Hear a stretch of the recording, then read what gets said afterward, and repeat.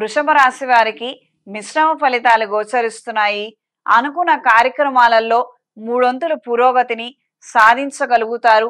విశేషమైనటువంటి విద్యాభ్యాసాల కోసం చేసే ప్రయత్నాలు అనుకూలంగా మారతాయి.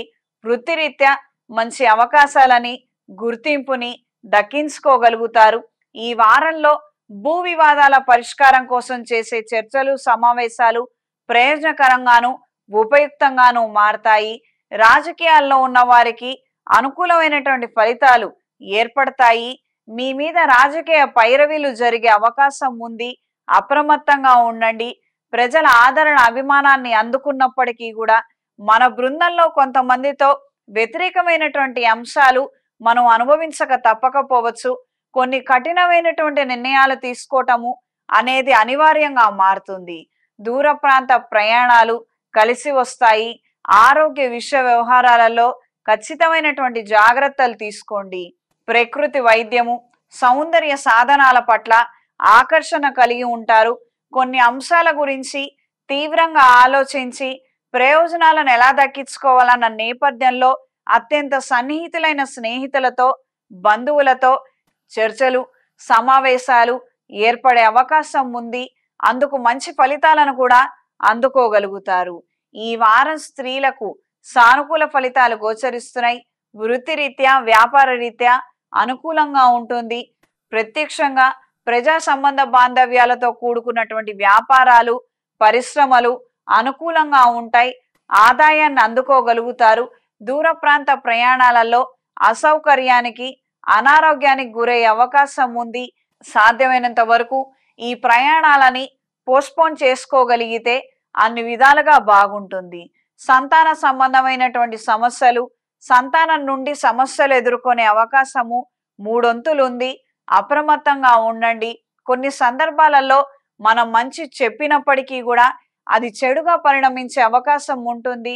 నువ్వు ఈ దారిలో వెళుతున్నావు, అది మంచి పద్ధతి కాదు, నువ్వు ఈ దారి కాకుండా మరొక దారిని ఎంచుకుంటే బాగుంటుంది, సన్మార్గంలో ఉండమని చెప్పడం కూడా కొన్ని సందర్భాలలో తప్పుగా పరిణమిస్తుంది. ప్రేమ వివాహాల పట్ల ఆకర్షణ ఉండటంలో ఏమాత్రం తప్పు లేదు. కానీ ప్రేమించినటువంటి ఒక వ్యక్తి గురించి మాత్రం మనకు కొన్ని అంశాల గురించి కొన్ని విషయాల గురించి వాస్తవాలు బయటపడ్డప్పుడు ఆయా వ్యక్తులకి సాధ్యమైనంత వరకు దూరంగా ఉండాలన్న ఆలోచనలే బాగుంటాయి. కొన్ని విషయాలు ఇంట్లో వాళ్ళు అయిన వాళ్ళు చెప్తే ఖచ్చితంగా అవి నచ్చవు. మాలాంటి వాళ్ళు నిందలు పడ్డప్పటికీ కూడా ఇలాంటి కఠినమైనటువంటి మాటలు చెప్పక తప్పదు కాబట్టి చెబుతున్నాము.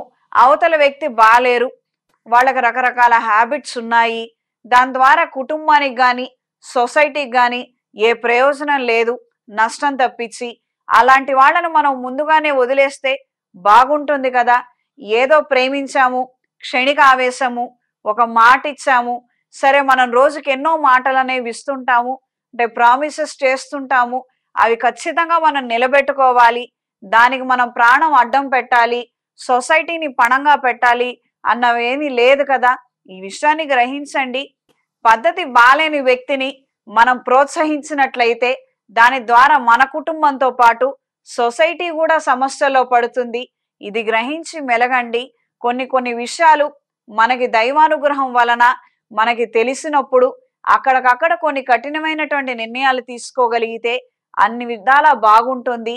ప్రేమ వైఫల్యం చెందే అవకాశం ఉంది. అందుకనే ఈ విషయాన్ని ఇలా చెప్పడం అనేది జరిగింది. గ్రహించండి. విద్యార్థులకు కాలం అనుకూలంగా ఉంది. మంచి చదువు కోసం చేసే ప్రయత్నాలు రాసే పరీక్షల్లో విజయాన్ని అందుకోగలుగుతారు. ఈ వారం వృషభ రాశి వారి కలిసొచ్చే రంగు పసుపు, కలిసొచ్చే దిక్కు తూర్పు, కలిసొచ్చే సంఖ్య 2. ప్రతిరోజు ప్రతినిత్యం రుణ విమోచక అంగారక స్తోత్రాన్ని పఠించండి. నలుగురిలోకి వెళ్తాం. మేము 4 రకాలైనటువంటి కార్యక్రమాలను తలపెట్టాము. నరదిష్టి అధికంగా ఉందనుకున్నప్పుడు ఇంట్లో ఖచ్చితంగా ప్రత్యేకించి సాయంత్రం వేళ త్రిశూల్ పౌడర్తో ధూపం వేయండి. అన్ని విధాలుగా బాగుంటుంది. నరదిష్టి తొలగిపోతుంది. చేతికి మహాపాష్పత కంకణాన్ని ధరించండి. మంచి ఆకర్షణను కలిగి ఉంటారు. ప్రజా సంబంధ బాంధవ్యాలు అనుకూలంగా మారతాయి.